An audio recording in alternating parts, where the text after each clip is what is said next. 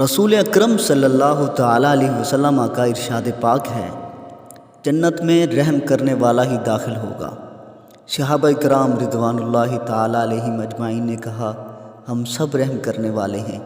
آپ نے فرمایا، رحیم وہ نہیں جو صرف اپنی ذات پر رحم کرے، بلکہ رحیم وہ ہے جو اپنے آپ پر اور دوسروں پر رحم کرے۔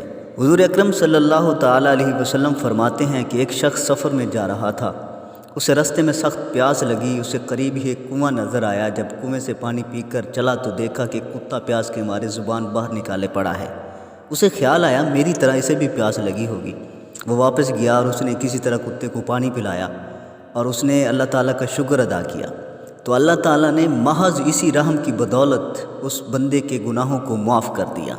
صحابہ کرام رضوان اللہ تعالیٰ علیہم اجمعین نے سوال کیا، یا رسول اللہ صلی اللہ علیہ وسلم، جانوروں پر شفقت کرنے سے بھی ہمیں ثواب ملتا ہے؟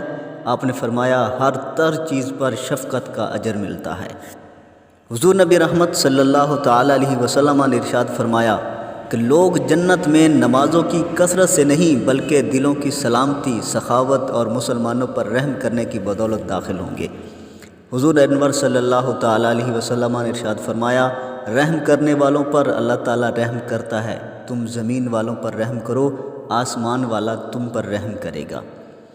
اور فرمایا، جو شخص کسی پر رحم نہیں کرتا اس پر رحم نہیں کیا جاتا، جو شخص کسی کو معاف نہیں کرتا اسے معاف نہیں کیا جاتا۔